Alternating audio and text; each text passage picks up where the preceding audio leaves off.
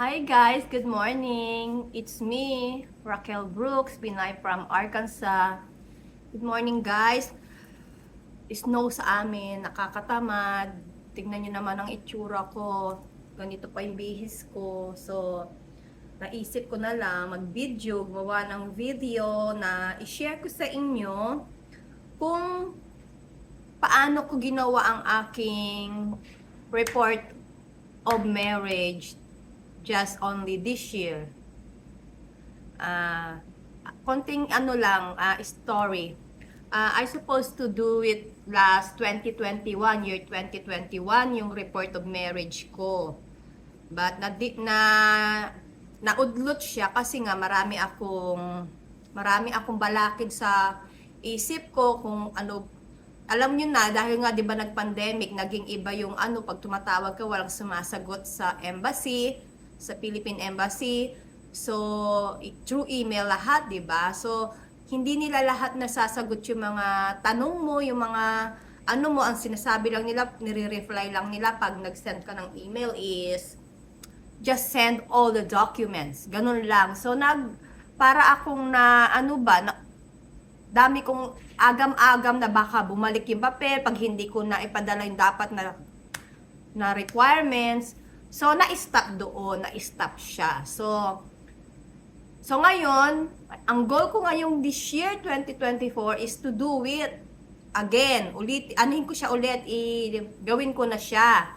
Kasi, baka makauwi kasi kami ng asawa ko sa Pinas, siniisip ko, wala pa kasi akong report of marriage.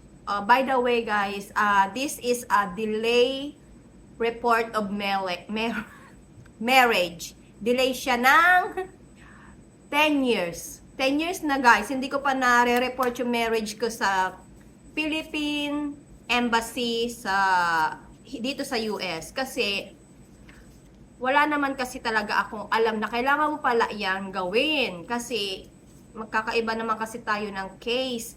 I came here in US 2010, I think. Kaya 2010.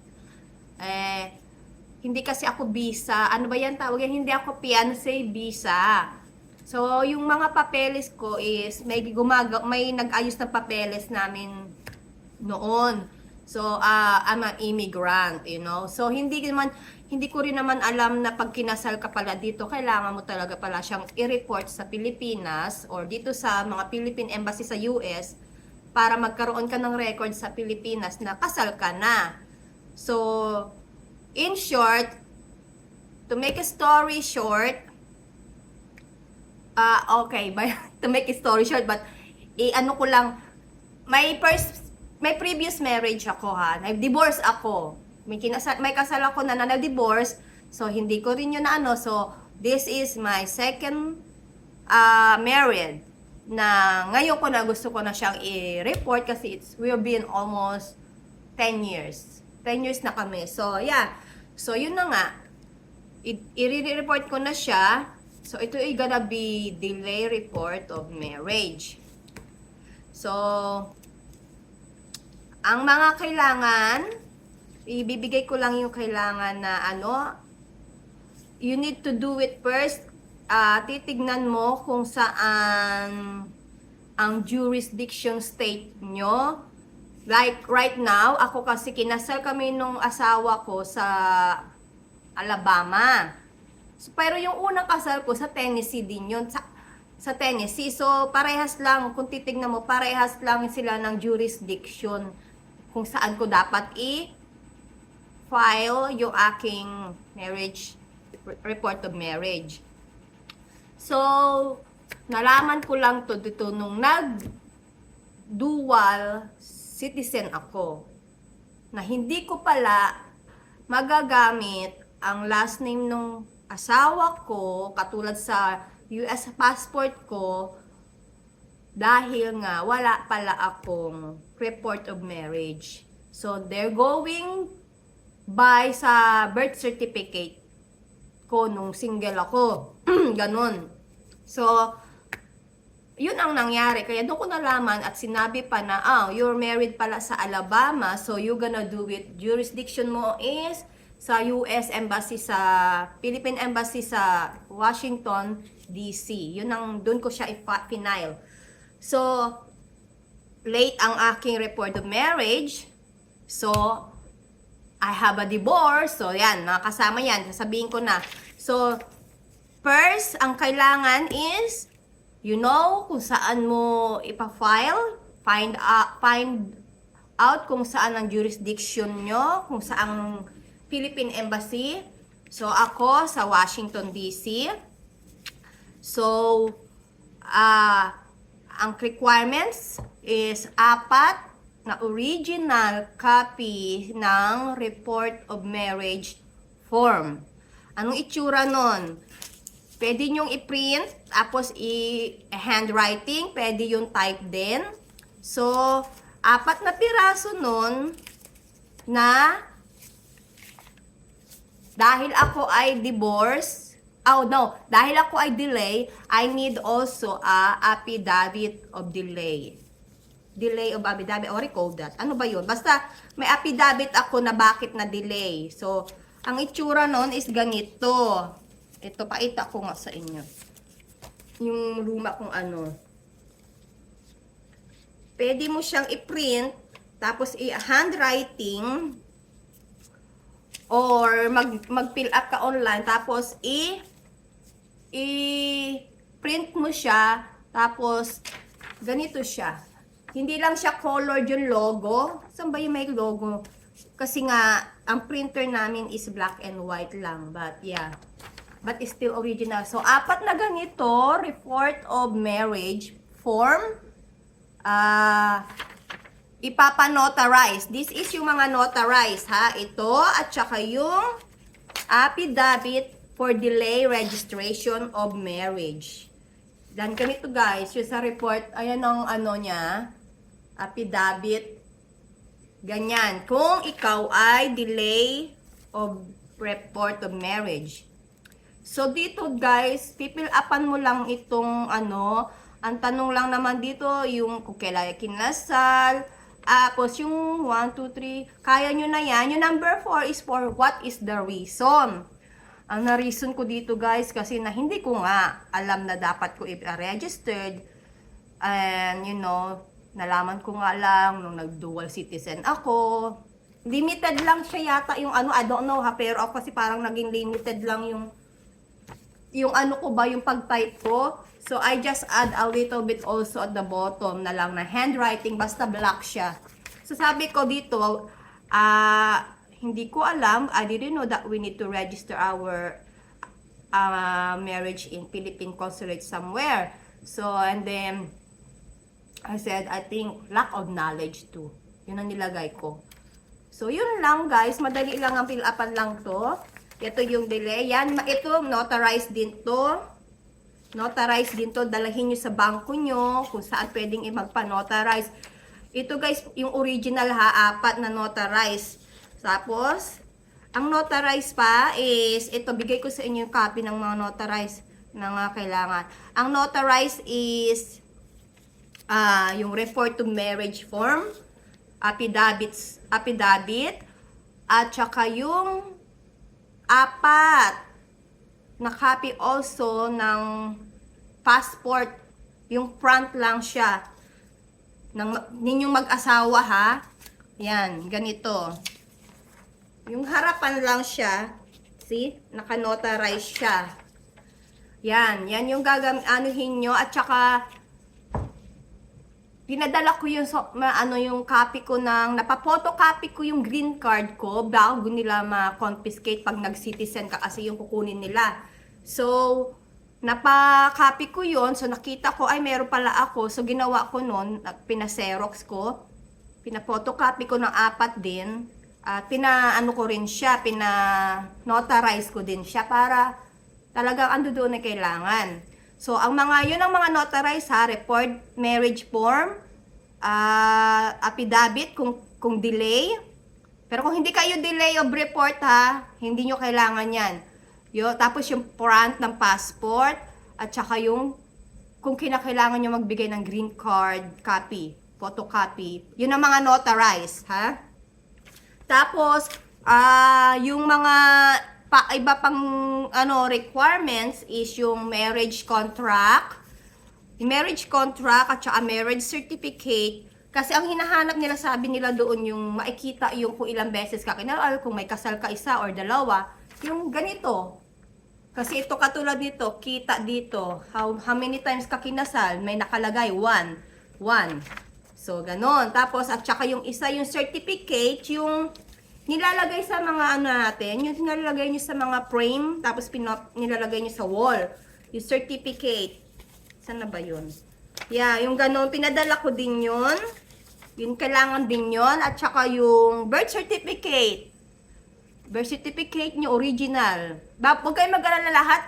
Ito, 4 copies with 1 original. Lahat ng kailangan mo. Yung original, ibabalik yun lahat. Ibabalik lahat yun. So, birth certificate.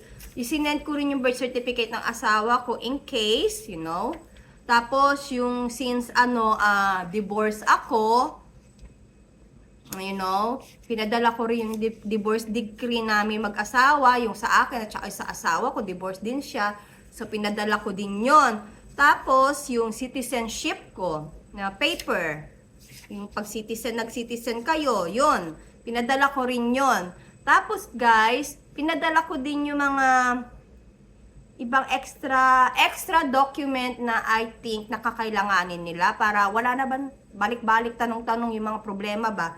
Yung sinumar ko yung certificate of no marriage ko sa Pilipinas kasi nagpakuha nga ako na katunayan na wala ako na rehistrong kahit nung marriage kasi nga hindi ko nga ginawa, 'di ba? Wala akong alam. So pinadala ko rin yun. Tapos nakita ko rin meron pa ako yung passport ko, Philippine passport ko na kahit expired, pinaprint ko yung harap nun. Pinadala ko rin yun at saka yung yung dual citizen ko. Yung nag-dual citizen ako, pinadala ko din yung copy nun. Tapos, lahat yan guys ha, kasama yung mga original. Nilagay ko yung original ng isang clip.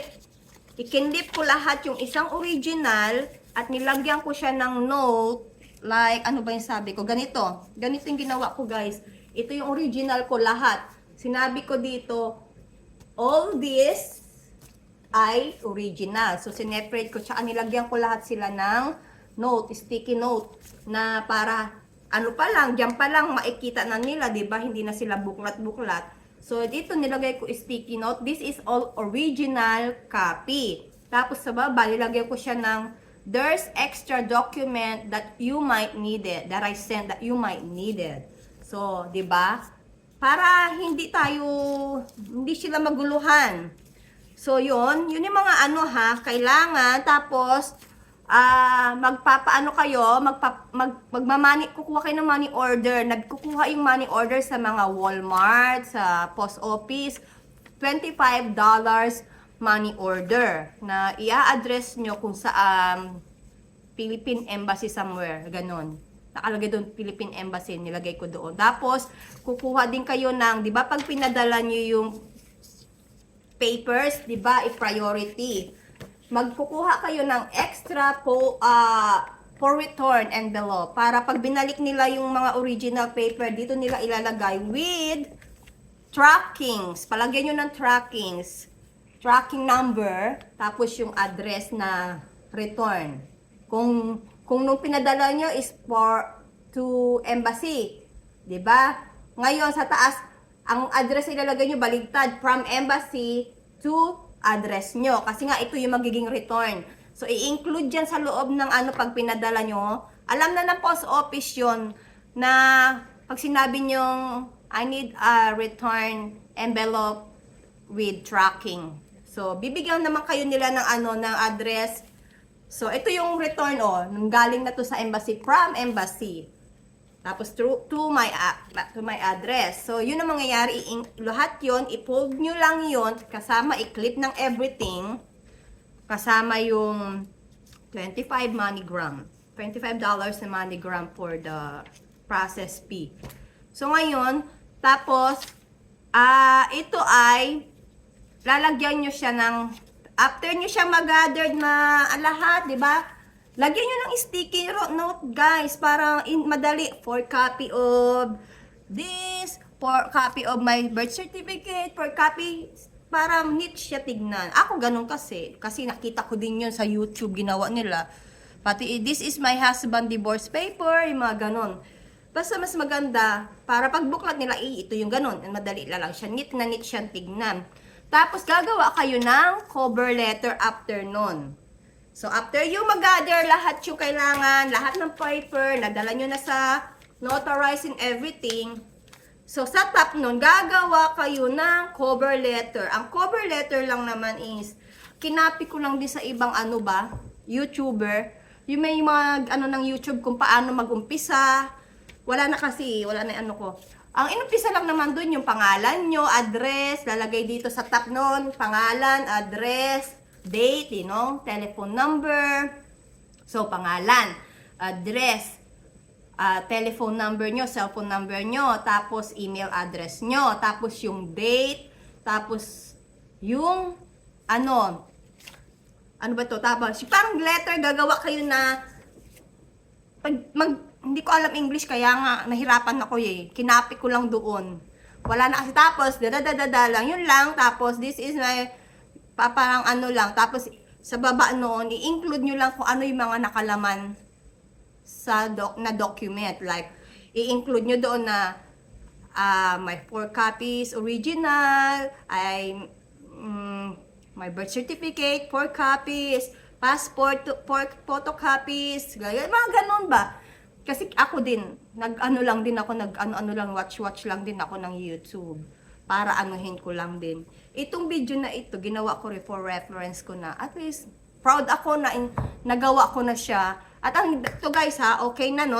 Sinend ko siya agad ng January 4 lang siya this year, 2024. Nung matapos lahat yun, sinend ko na siya. Tapos guys, ang bilis nila. Bumalik siya ng January 13? Yeah, January 13. Tapos, ito na yung nakalagay. Nakalagay na siya sa ganito. Na, may stamp na yung aking Nakalagay na rito na registered ako na siya. January 9, na-registered siya sa Washington. Right away. Tapos, nisend nila ito. So, January 13 ko nga, nung natanggap itong return nila paper. So, ganito guys, ang pagbalik nila in-include nila na receipt, yung pera, kinuha na nila. Tapos, ito, inipit nila ito. Nila, in-staple. I think this is only for, let's say, sabi dito, this serve as your original report of marriage, birth certificate, or that whatever your file, diba? I think kung gusto mo siya, kumuha ng original copy na PSA ba, yung sa Pinas ba? So, ito may website sila dito na after approximately 6 months, you should obtain an authenticated copy of this report of marriage to Philippine Statistic Authority, Republic of the Philippines. Ganun, may website sila nga, yung paper release. Tapos, pero i-email nyo muna, I think, parang kakaintindi ko, you gonna need to email them first sa DFA Consular Record Division. I think you need to email them kung okay na ba na ang record nyo doon, kung na-transmitted na ba sa Pilipinas, yung na-record na ba sa Pilipinas, bago kayo kumuha ng original copy na PSA na siya na report marriage. But since bago nga lang ako, mag-antay muna ako at mga 1 month siguro, tapos i-email ko pag sinabi nilang hindi pa na-transmitted ang record. Then, hindi naman ako nagmamadali. Baka makauwi din nga kami nitong March, so madali na lang, dun ko na lang check, no? Kung ako na lang ang kukuha if ever nandoon ako na kung okay na. So yun guys, na lang ako, na amazed lang ako sa sobrang bilis na nag-hesitate pa ako noon na, ang daming tanong. So kaya pinadala ko lahat, kahit ang mga documents with extra documents that I think na mga kakailanganin. Nag-note pa ako, I send all the things that I know that you're gonna need it. Yun ang nag-note pa ako doon. for them to let them know that that's all I have here that I think nakakailanganin nyo. Wala na silang matanong-tanong, so at course, ando doon na nga siya lahat. So, yun, binalik nga nila agad. So, yun guys, I just want to share to you ang aking pag-file ng delay of report of marriage. At least now, finally, after 10 years, 10 years, may report na ako. Hindi na ako single sa Pilipinas kasi nung kumuha ako doon sa Sinumar, wala. So, I'm glad, I hope guys na natulungan ko kayo. Kung may tanong kayo, just message, comment lang. So, I will help you to guide kung anong kaya ko na experience ko sa mga ginawa ko. So, mas maganda lagyan nyo talaga ng ng mga notes na sticky notes, yung mga ganyan.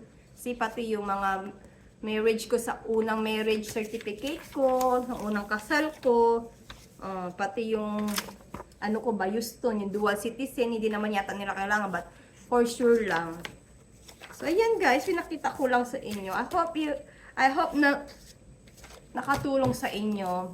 Maraming salamat. Thanks for watching. Bye!